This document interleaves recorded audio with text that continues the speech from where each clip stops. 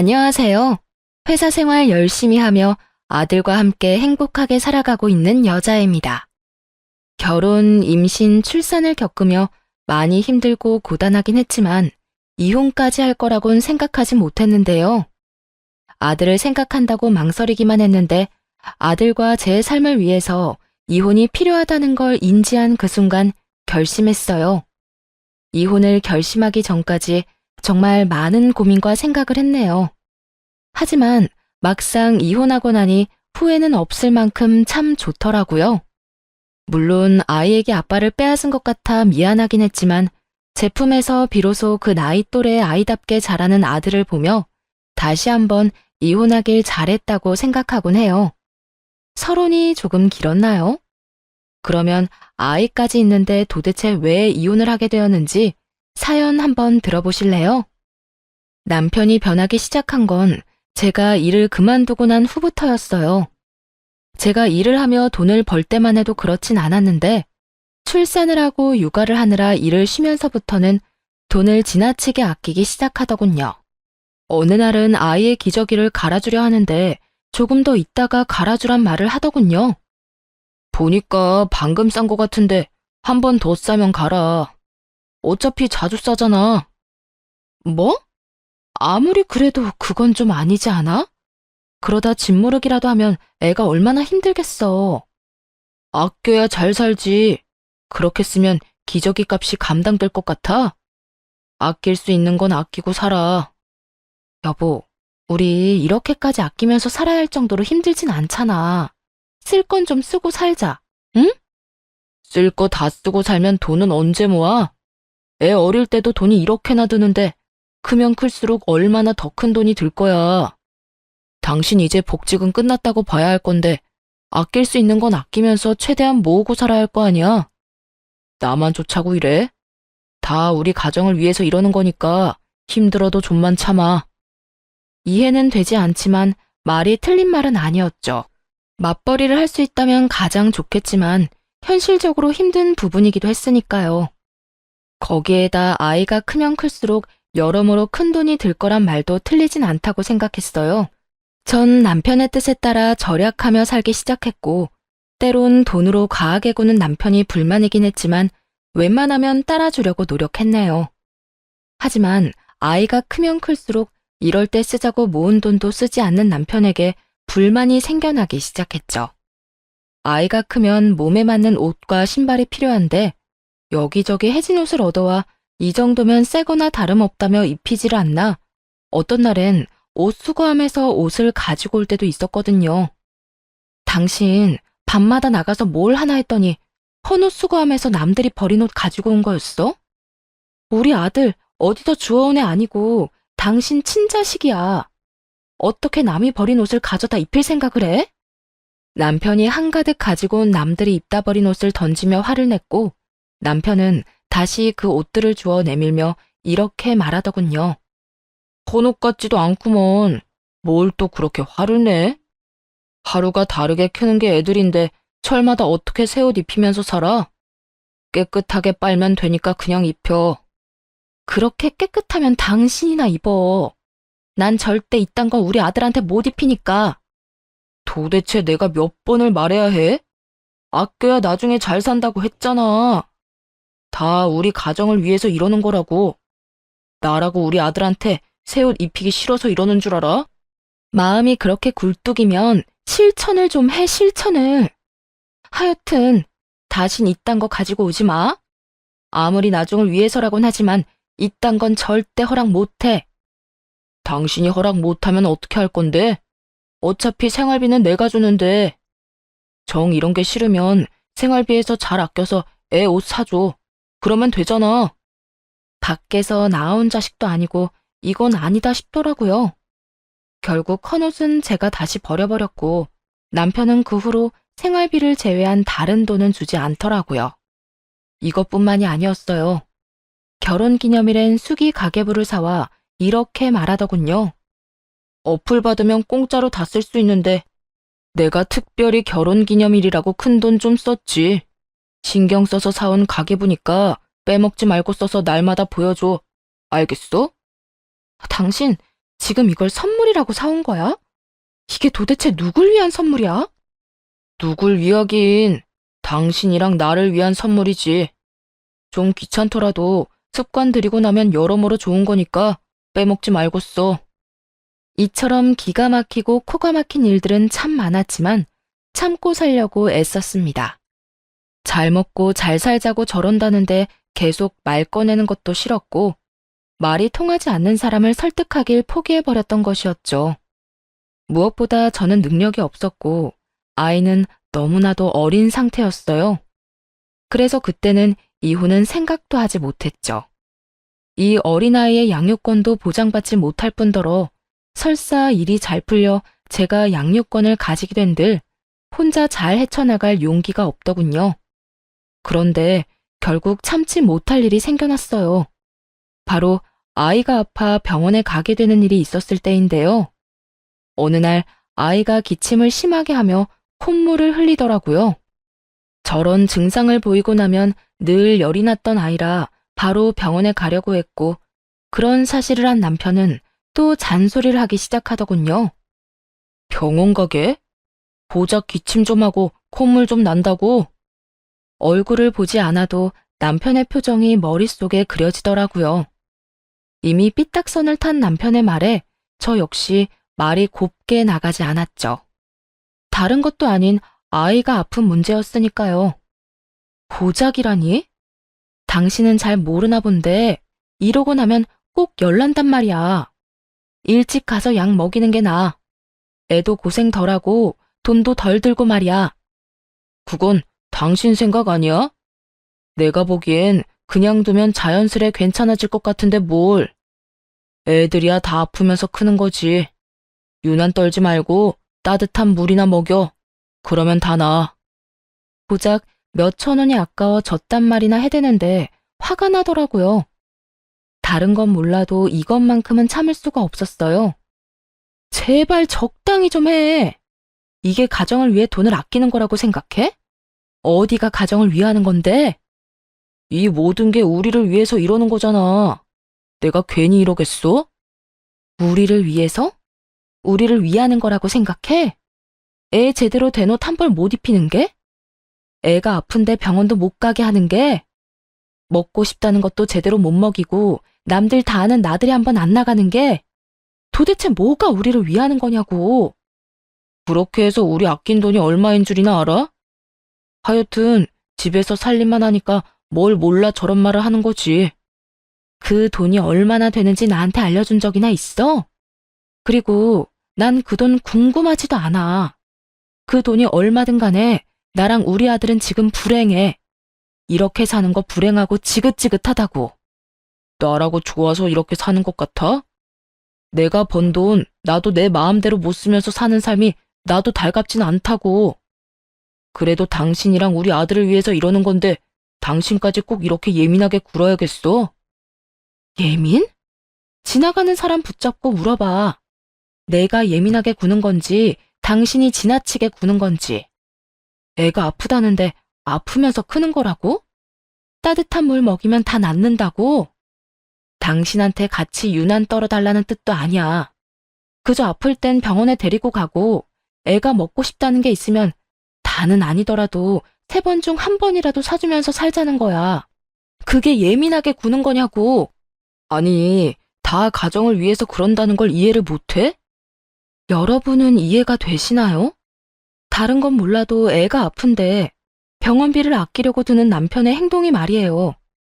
뭐든 결론은 가정을 위한다고 했지만 이게 정말 가정을 위하는 것은 과연 맞는 것인지 모르겠더군요. 그 가정을 위한다는 말 좀 그만해. 이젠 그 말만 들어도 몸서리가 쳐진다고. 우리 아들 거지만도 못하게 키울 생각 없으니까 당신이나 그렇게 살아. 아파 죽어도 따뜻한 물 한 잔이면 다 낫겠지 하고 살란 말이야. 이 사람이 진짜? 괜한 돈 낭비하지 말고 그냥 집에서 쉬게 하라니까. 당신이나 그렇게 살라고 했지? 지금 병원 못 가게 하면 당신이랑 이혼할 거니까 그런 줄 알아. 지금 이혼하잖아? 당신 나한테 위자료 엄청 줘야 할 거니까 그 돈 아끼려면 조용하고 병원 가게 내버려 둬. 알겠어? 이혼보다 위자료가 무서웠던 남편은 더는 아무 말도 하지 않더라고요. 그렇게 아이를 데리고 병원에 갔고 목이 이미 많이 부은 상태라 아이가 많이 힘들었을 거라 하더군요. 그 이야기를 듣는데 스스로가 참 원망스러웠어요. 진작 좀 데리고 올 걸. 조금만 더 신경 써서 볼 걸. 그날 아이를 안고 참 많이도 울었네요. 그날 이후 마음을 다잡고 조금씩 변하기로 결심했어요. 남편이 뭐라고 하든 먹는 것, 아픈 것에는 돈을 아끼지 않기로요.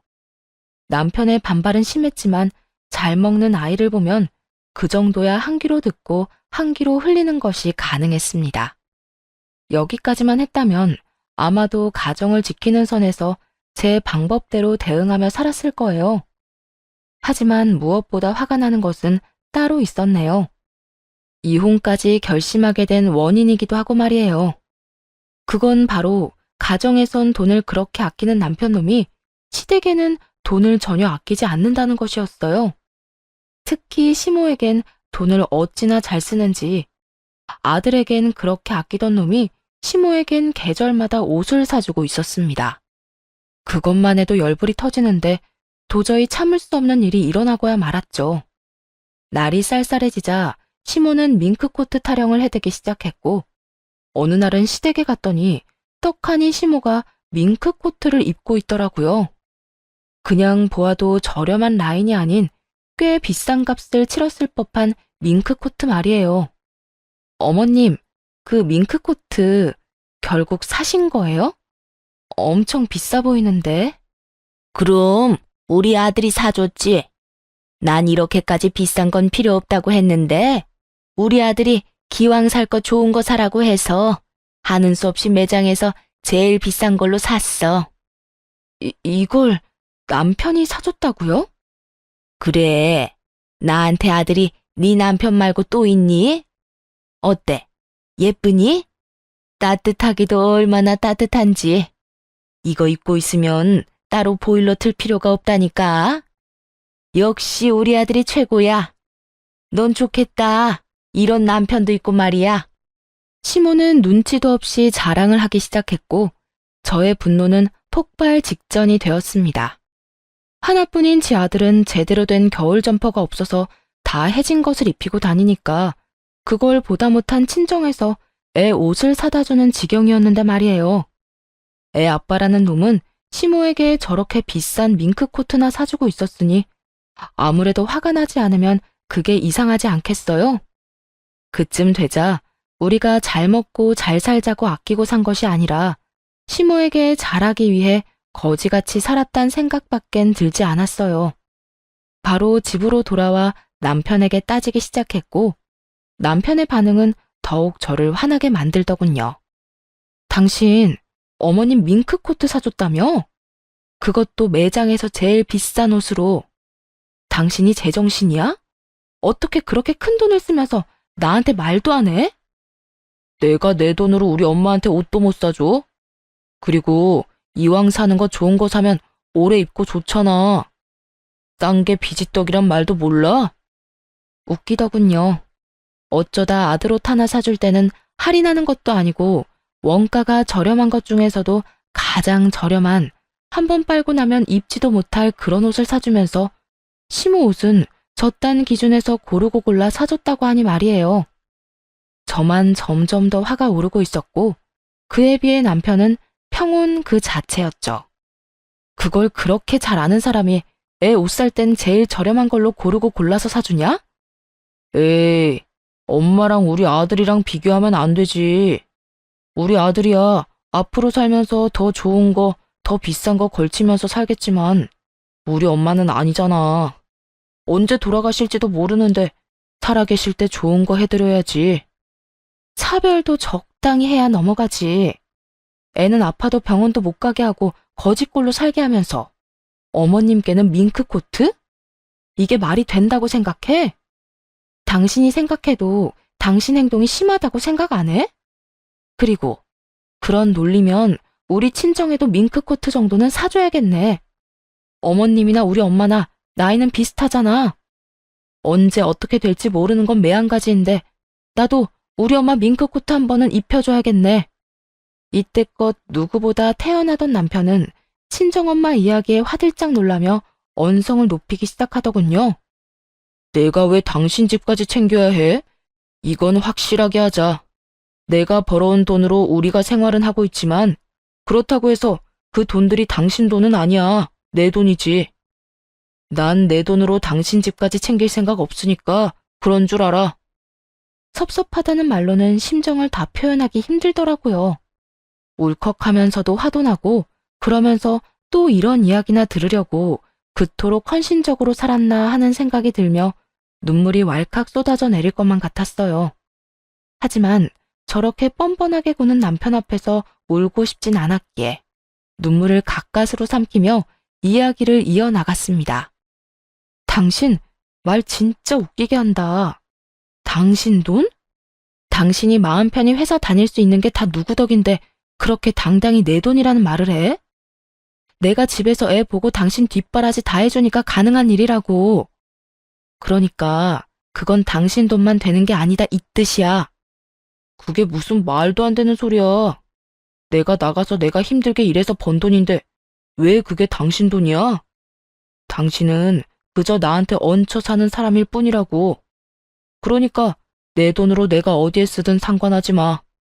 생활비 한 푼 안 내고 따뜻한 집에서 삼시세끼 먹으면서 고마운 줄도 모르고 말이야. 아, 그래? 그러면 내가 집안일하고 당신 빨래해주고 당신 먹을 밥 해주는 값 내놔. 시간당으로 쳐도 꽤 될 텐데. 그거 다 주면 나도 앞으로 생활비 낼게. 그러면 되겠네. 당신이야말로 정신 나갔어? 그건 당연히 당신이 해야 할 일을 하는 것뿐인데 내가 왜 그 돈을 줘? 당연히 해야 할 일이 어디에 있어? 가사노동도 엄연한 일인 거 몰라? 이때까지 집안일 한 건 받지 않을 테니까 앞으로 일하는 건 한 푼도 빼지 말고 내놔. 그러면 나도 당신처럼 생활비 내고 살 테니까. 헛소리 하네. 난 땡전 한 푼 못 주니까 내 돈 탐내지 마. 땡전 한 푼 주기 싫으면 내 돈, 네 돈 그딴 소리 다신 하지 마. 알겠어? 나라고 좋아서 고급 인력 집에서 낭비하고 있는 거 아니니까. 그제야 알겠더라고요. 가정을 위해 집에서 육아와 집안일만 하는 저를 남편이 어떻게 생각하고 있었는지 말이에요. 그리고 가정을 위한답시고 아끼고 아낀 돈은 모조리 다 시댁으로 흘러간다는 것도요. 그때까지 수없이 머리로만 고민하던 이혼을 결심하는 순간이었죠. 하지만 안타깝게도 바로 이혼을 할 순 없었습니다. 아이는 제가 키우겠다고 당당하게 말할 수 있는 능력부터 키우기로 했어요.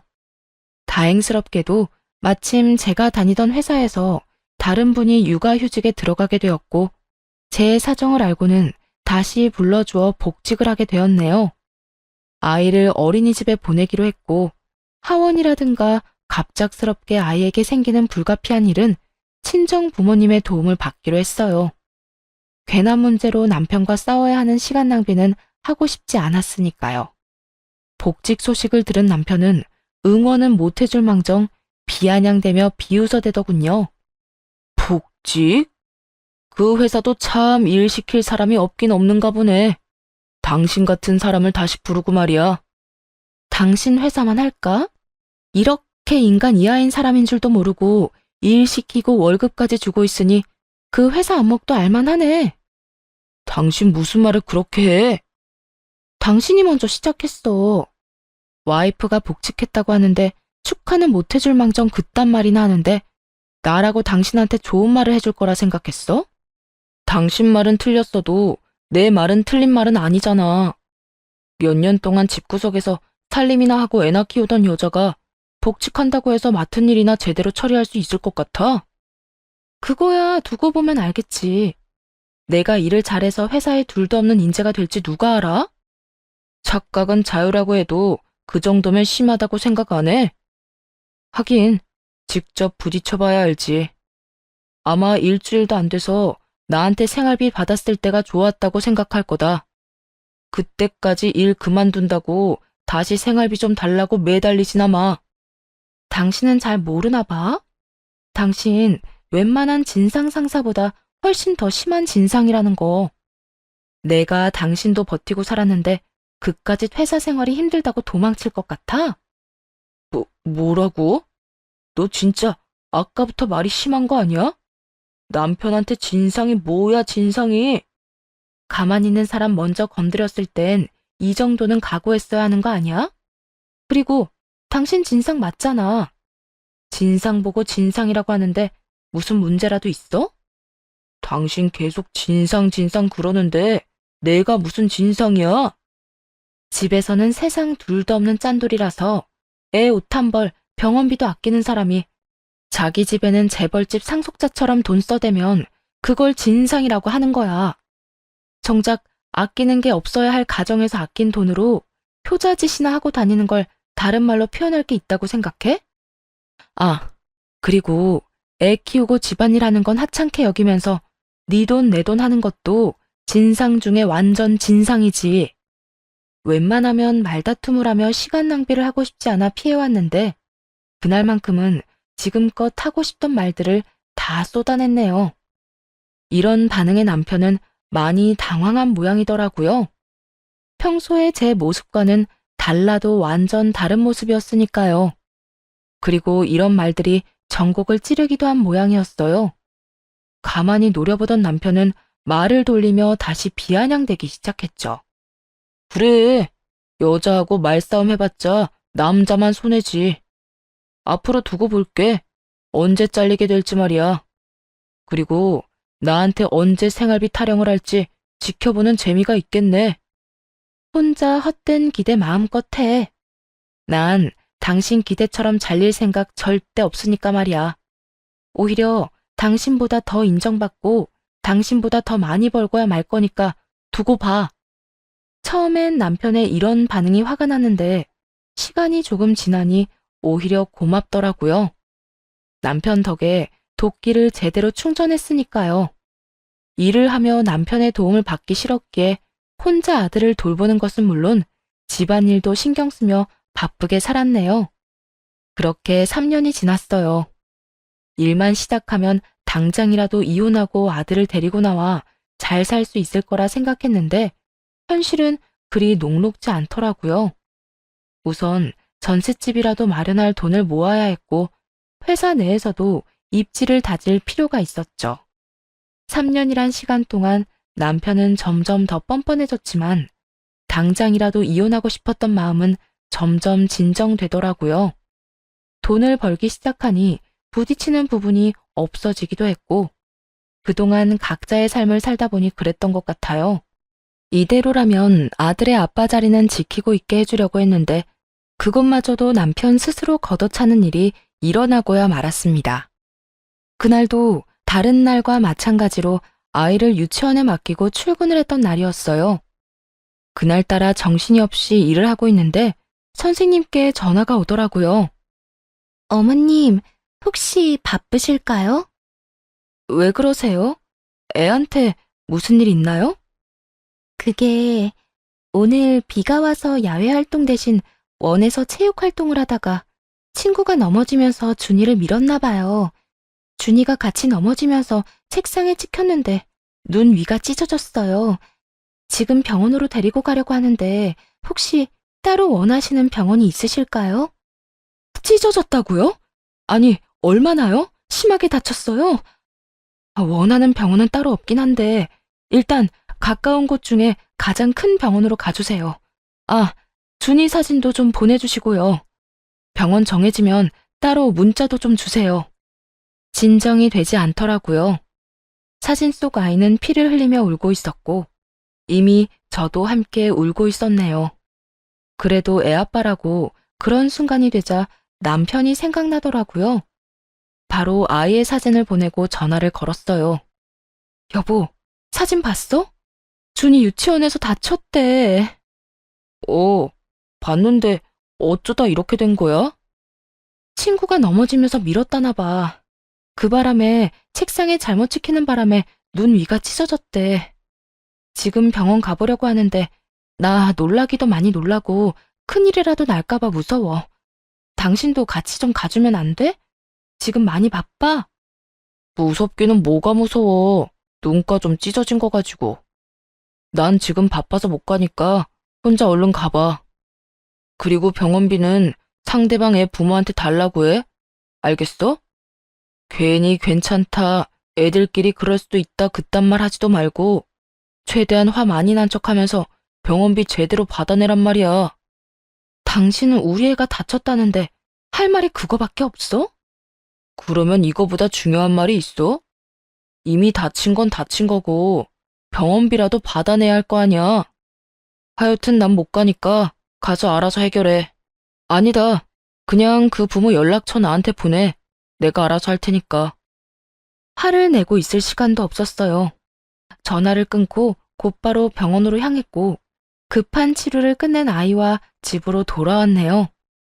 그렇게 집에서 놀란 아이를 진정시키고 재우고 나오니 남편이 시모를 부축하며 집으로 들어오더군요. 육안으로 보기엔 다친 곳이 없어 보이긴 했지만 아이가 크게 다친 것을 보고 난 후라 덜컥 겁이 나더라고요. 부축을 받아야 할 정도로 시모도 크게 다친 것은 아닌가 싶었죠. 그런데 그건 저만의 걱정일 뿐이었습니다. 시모를 소파에 앉히고 남편의 입에서 기가 막히는 말이 흘러나왔으니까요. 당신 멀뚱히 서 있지 말고 죽 좀 만들어. 집에 전복 있나? 없으면 사와서 전복죽 좀 해. 전복죽? 그래, 전복죽. 무슨 며느리가 시어머니한테 그렇게 관심이 없어? 우리 엄마 감기 걸린 것도 몰랐지? 감기 걸려서 제대로 먹지도 못하고 있다길래 내가 오늘 모시고 병원 다녀오는 길이야. 워낙 먹은 게 없어서 기운 없다시길래 우리 집으로 모시고 온 거니까 한동안 당신이 좀 챙겨드려. 남편의 바쁜 일은 살이 찢어져서 피를 흘리는 아이가 아닌 감기에 걸린 시모를 내과에 모시고 가는 것이었더라고요. 거기에다 시모가 고작 한 끼 안 먹어 힘이 없으니 그 병시종까지 들으라고 집까지 데리고 온 것이었죠. 다른 건 몰라도 아이의 아빠 노릇이라도 제대로 하길 바랬는데 그거조차 할 생각이 없다는 걸 깨달은 순간 이젠 이혼해야겠다는 생각이 들었습니다. 더는 이런 인간에게 내 소중한 아이의 아빠 자리에 앉아있게 할 순 없었어요. 시모가 있든 말든 상관도 없었죠.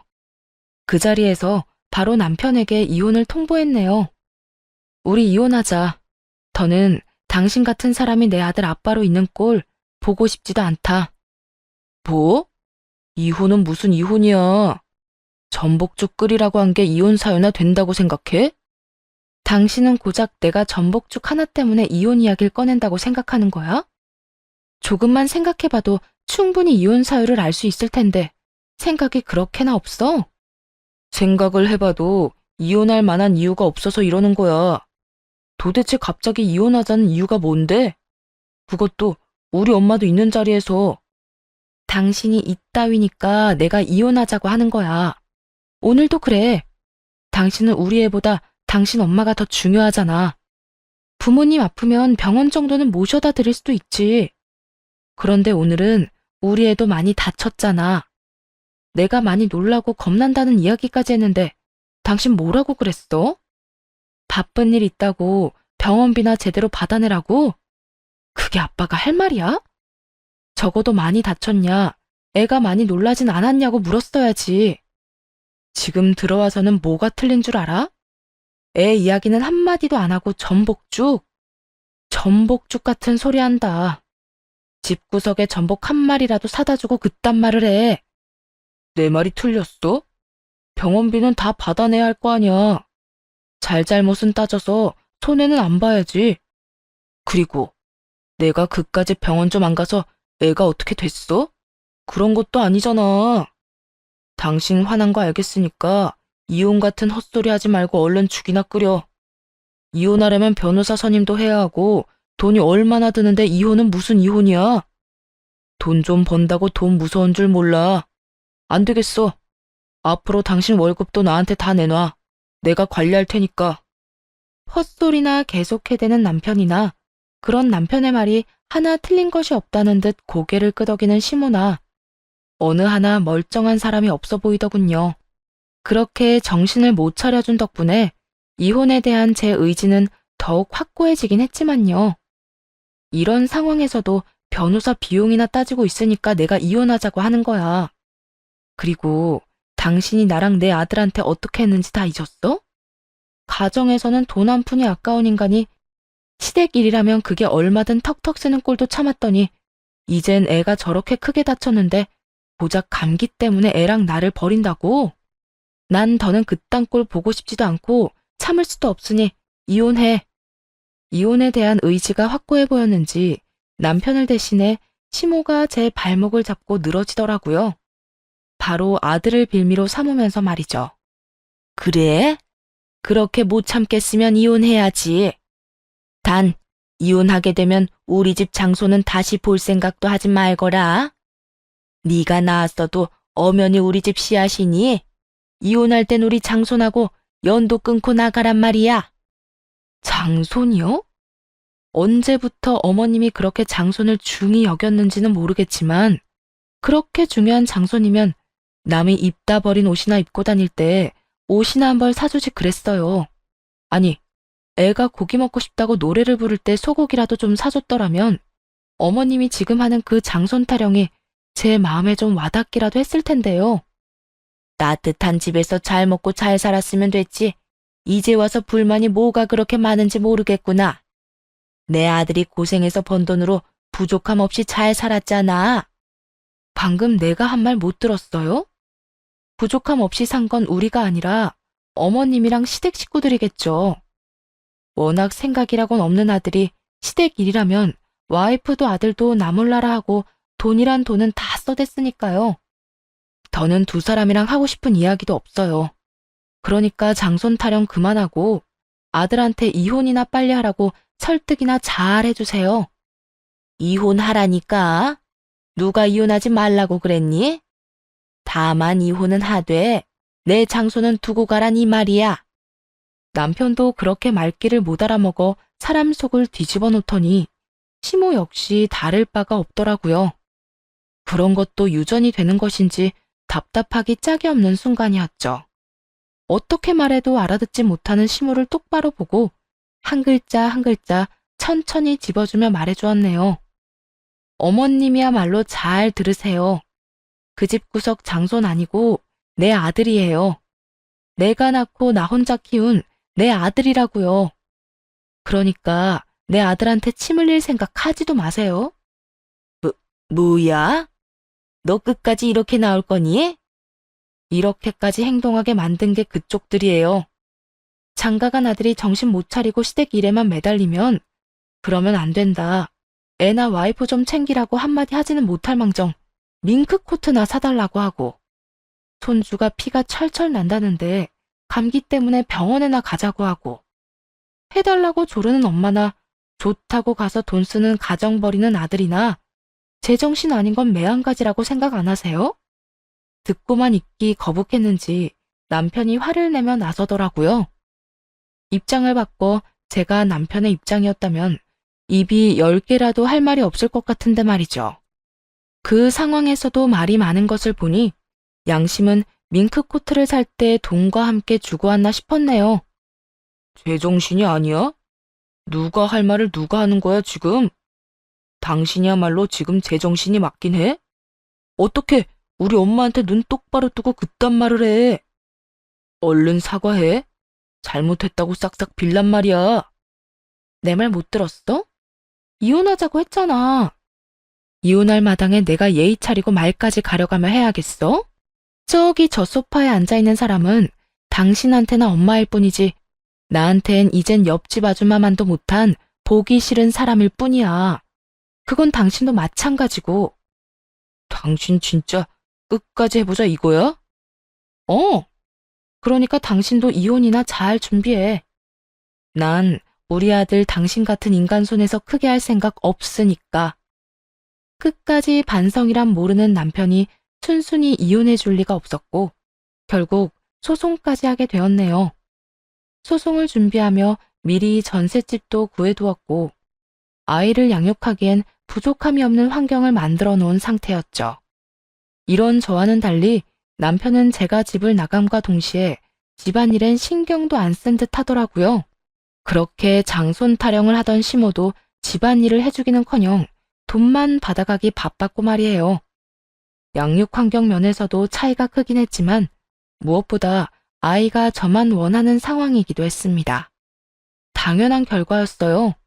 남편은 아이가 뭘 좋아하는지, 어떤 음식 알레르기가 있는지조차도 모르는 상태였고, 온 관심은 그저 시댁에만 있었으니까요. 아이에 관해선 무지에 가까운 인간이었거든요. 그 결과 당연히 양육권은 제가 가지고 오게 되었고, 재산 분할 역시 꽤 받게 되었어요. 변호사 선임이라도 했더라면 그 정도는 아니었을 텐데, 남편은 돈이 아깝다며 변호사 선임도 하지 않았고, 혼자 설친 대가를 제대로 치르게 되었던 것이었죠. 재산 분할도 뜻대로 되지 않자 전 남편은 괜한 시비를 걸며 쓸데없이 큰 소리를 치더군요. 내 돈 가지고 가서 어디 얼마나 잘 먹고 잘 사는지 두고 보자.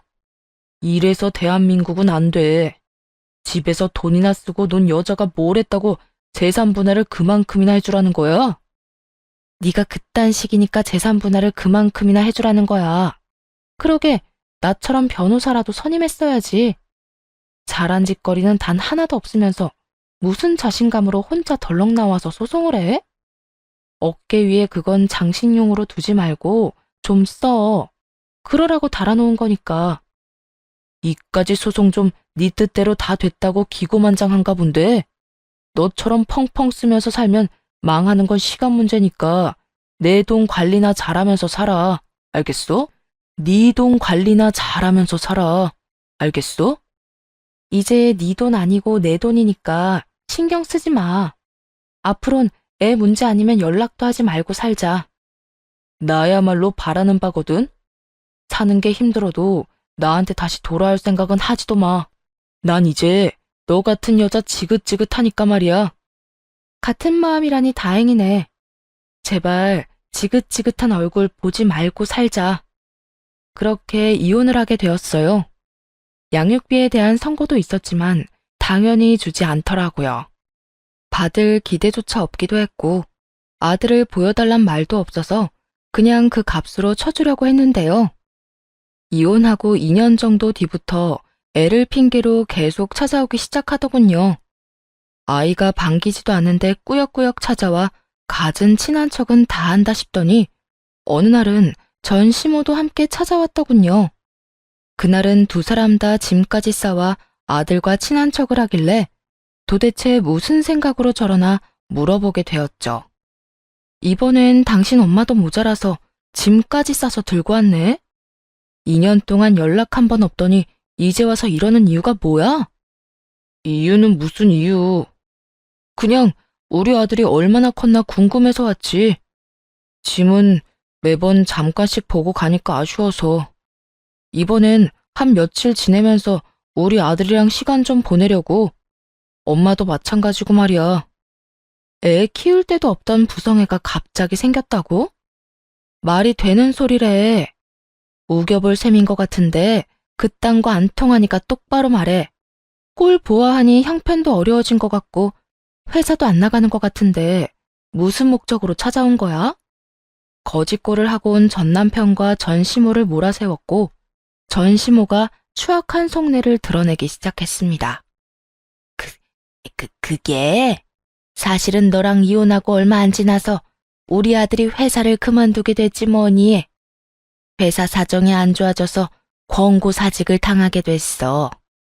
그나마 퇴직금을 꽤 받아서 그걸로 장사를 시작했는데 하늘도 무심하시지 코로나가 터져버렸지 뭐야. 너도 알지? 코로나 때문에 살아남은 가게가 없다는 거. 그래서 우리 사정이 요즘 좀 많이 좋지 않아. 꼴이 볼만하다 했더니 다 이유가 있었더라고요. 큰 마음 먹고 있는 돈 없는 돈 다 끌어모아 시작한 가게는 다 망했고 오갈 데가 없어지니 그제야 저를 찾은 것이었죠. 처음부터 짐 싸서 들어오기엔 양심에 찔렸는지 아들 핑계로 오가기로 한 모양이었고요. 그래서 그렇게 형편이 어려워졌으니 이제 와서 나한테 빈대라도 붙으려고 그러세요? 빈대라니. 재결합이라는 좋은 단어가 있지 않니? 우리도 우리지만 너 힘들까봐 이렇게 찾아온 거야. 아들 혼자 키우는 게 보통 일이 아니잖니? 언제까지 친정 도움 받을 거야? 사돈들이 말을 안 해서 그렇지 몸도 마음도 힘드실 게야. 그러니까 너도 우리가 이렇게 왔을 때 못 이기는 척 받아들이려무나. 애한테도 아빠가 다시 생기니 좋고 너도 듬직한 남편이 다시 돌아왔으니 여러모로 좋은 일 아니겠어? 이 모든 개소리를 요약하자면 쫄딱 망의 거지가 된 자신들을 감사한 마음으로 데리고 살아라였네요. 이혼도 한마당에 더는 얼굴 붉히면서 연락도 하고 싶지 않아 양육비 타령 한번 하지 않았더니 저를 만만하게 봐도 보통 만만하게 본 것이 아니더군요. 좋아요? 누가 좋아요? 난 하나도 좋은 게 없는데. 나랑 내 아들은요, 그쪽이랑 그쪽 아들 얼굴 안 보고 사는 게 가장 좋은 일이에요. 그러니까 다신 찾아올 생각도 하지 마세요. 그리고 당신 이때까지 양육비 한 번도 안 준 거 알지? 내가 당신 목소리도 듣기 싫어서 그까짓 양육비 안 받고 안 만나고 살려고 이야기도 안 꺼낸 건데 당신이 이렇게 나오니까 나도 하는 수 없이 그 돈 다 받아내야겠어. 뭐라고? 나한테 그런 돈이 어디 있다고? 그건 당신 사정이지. 내 사정은 아니잖아. 그러게. 누가 찾아와서 괜한 짓거리 하래? 양심도 없이 2년 만에 찾아와서 뭐? 재결합? 미치려면 혼자 미쳐. 어디 나랑 내 아들까지 미치게 만들려고 감히 이딴 짓을 해? 당신도 말은 안 해서 그렇지. 나랑 재결합 생각한 적 있을 거 아니야. 지금은 당신이 화가 나서 그러는데 우리 아들 생각 좀 해보라고. 이제 크면 클수록 아들이니 더욱 아빠 손길이 필요해질 텐데 그때 가서 후회하지 말고 지금 재결합하면 좋잖아. 그러니까 나나 내 아들이나 그놈의 재결합 나는 원하지도 않는다니까. 훗날 아빠 손길이 필요해도 네가 아쉬워질 일도 없고 그때 되면 늘 그러했듯이 나랑 내 아들이 알아서 헤쳐나갈 테니까 괜한 걱정도 하지 마. 그러지 말고 우리 좀 살려줘. 진짜 갈 데가 없어서 그래. 얼마나 힘들었으면 2년 만에 당신 찾아와서 이런 말까지 하겠어? 나한테 남은 정 없다는 거 알긴 하는데 그래도 나 준이 아빠잖아. 그거 생각해서라도 한동안만 여기서 좀 지내게 해주라. 응? 준이 아빠 같은 소리 하네. 당장 당신 엄마 데리고 내 집에서 나가. 다신 찾아올 생각도 말고. 차례대로 전 남편과 전 시모를 쫓아내버렸고 그 길로 양육비 일시금 지급 신청을 했습니다. 그렇게까지 하면 정신을 좀 차릴 거라 생각했는데 정신줄이 제대로 나가버린 전 남편은 반성은 하지도 않고 또 찾아와 화를 내더라고요. 당신 진짜 이렇게 매정한 사람이었어? 나 힘들다고 했잖아. 돈 없다니까? 그렇지 않아도 땡전 한 푼 없는데 그런 큰 돈을 어디서 마련해? 그러게, 누가 줘야 할 돈 안 주고 쌓아두래? 양육비 한 번 안 주고 찾아와서 그 난동을 피웠을 땐 당연히 이런 결말도 예상했어야지. 당신이 당신 엄마까지 데리고 짐만 싸서 들고 들어오면 내가 하는 수 없이 받아줄 거라 생각했나 본데 난 절대로 그럴 생각이 없어. 당신이 마지막까지 나하고 내 아들한테 한 짓이 있는데 당신 같으면 당신을 용서할 수 있겠어? 적당히 좀 해. 그게 언제적 일인데 아직까지 그 이야기를 꺼내? 꺼낼만 하니까 꺼내는 거야. 그리고 이런 이야기 듣기 싫으면 찾아오질 마. 누가 찾아오라고 빌기라도 했어? 반기는 사람 하나 없는데 왜 찾아와서 듣기 싫은 말을 듣고 있어? 누군 오고 싶어서 온 줄 알아? 당신이 양육비로 장난질을 치니까 이렇게 온 거 아니야. 하여튼 난 돈 없으니까 알아서 해. 양육비 안 주고 이상한 짓 한 게 누군데 어디서 큰 소리를 쳐? 그리고 저번에도 말했지? 그건 당신 사정이지 내 사정 아니라고. 전 남편은 그제야 방법이 잘못됐다고 생각했는지 이번엔 무릎까지 꿇고 빌기 시작하더군요. 그 모습을 보는데 통쾌하기는커녕 진심이라고는 없는 행동에 그저 헛웃음만 나오더라고요. 그러지 말고 나 좀 봐주라. 나 진짜 돈이 없어. 사업 다 망했다고 우리 엄마가 그랬잖아. 그나마 우리 살면서 모은 돈도 우리 집에 거의 다 썼고, 집 처분한 것도 다 날린 지 오래야. 지금은 우리 엄마 집에서 지내고 있긴 한데, 곧 그 집도 처분해야 한다고. 내 사정이 이런데 그런 큰 돈을 어디서 구해? 그러니까 예정을 생각해서라도 한 번만 봐줘. 예정 같은 소리 한다. 너 같으면 너한테 남은 예정이 있을 거라 생각해? 난 그딴 거 전혀 없으니까 더 큰 돈 내놓기 싫으면 다신 찾아오지도 마. 알겠어? 여보. 여보는 누가 네 여보야? 그러게. 누가 돈 가지고 그렇게 치사하게 굴라고 그랬어? 네가 다 자초한 일이야. 네가 그런 식으로 굴지만 않았어도 오늘 같은 일은 일어나지도 않았고 우리가 이혼할 일도 없었을 거라고. 그러니까 더러운 눈물 여기서 빼지 말고 당장 꺼져. 마지막 눈물 작전까지 통하지 않자 전 남편은 악담이란 악담은 다 퍼붓고 가버리더라고요. 그 후 전 남편은 돈은 돈대로 탈탈 털리고 자식 얼굴도 못 보게 되었죠. 그리고 들려오는 이야기엔 재기도 못할 정도로 망해버려서 그렇게 있는 돈 없는 돈 다 써대며 효도하던 심호품으로 돌아가 손가락만 빨며 살고 있다고 하더군요.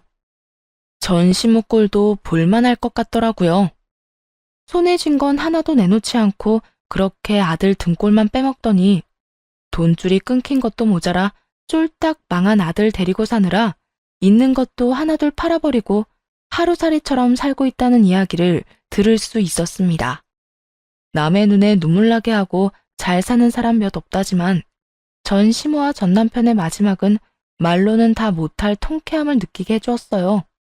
경력 단절로 집에서 육아와 살림만 하던 시절 느꼈던 그 서러움이 한 번에 다 날아가는 기분이 들기도 했죠. 어느덧 많은 계절이 지났고 아들도 많이 커 이젠 때론 친구같이 느껴질 때도 있어요. 물론 모든 순간이 행복했다면 거짓말이겠죠. 아들을 키우며 혼자 감당해야 하는 모든 것들이 때론 버겁기도 했고요. 하지만 아들도 힘내며 잘 지내주는 만큼 저도 다시금 힘을 내어 오늘의 이 순간까지 왔네요. 예전엔 애가 크는 것을 보면서 산다는 말이 어렴풋이 이해는 되어도 확실하게 와 닿지는 않았는데요. 요즘 따라 그 말뜻을 알겠다고 느껴요. 회사에서 정신없이 일하고 집으로 돌아와 또 힘겹게 집안일을 하면 물론 힘들지만 아들의 웃는 얼굴을 보면 피로가 다 풀리더군요. 그 어여쁜 미소에 저도 모르게 또 웃게 되기도 하고요. 큰 돈이 있는 것도 그렇다고 크게 성공한 것도 아니지만 서로를 보며 행복해 웃는 날이 많다면 떳떳하게 행복하다고 말할 만한 삶이 아닐까요? 요즘엔 언젠가 제품을 떠나는 아들의 뒷모습을 많이 상상하곤 해요. 그때가 오면 섭섭한 마음보다 잘 커져 고맙다고 말할 수 있도록 행복한 기억을 많이 심어주며 함께 잘 지내보려고요. 많은 시간이 지난 만큼 이젠 사연 열차를 마지막으로 이혼에 대한 기억을 떠나보내려고 합니다. 언제까지나 미움의 감정을 가지고 살 수는 없으니까요. 혹시나 저처럼 아직 지나간 일들 때문에 원망하는 마음으로 괴로워하고 있는 분이 계신다면 여러분도 이젠 그 기억들을 놔주는 건 어떨까요? 수년간 한 사람을 미워하고 원망하며 살아보니 그것 참 못할 짓이더라고요. 이젠 저도 저지만 여러분의 앞날에도 따뜻한 햇살만이 비치길 바라는 마음으로 이야기를 끝내볼까 합니다. 긴 이야기 함께 해주셔서 감사합니다.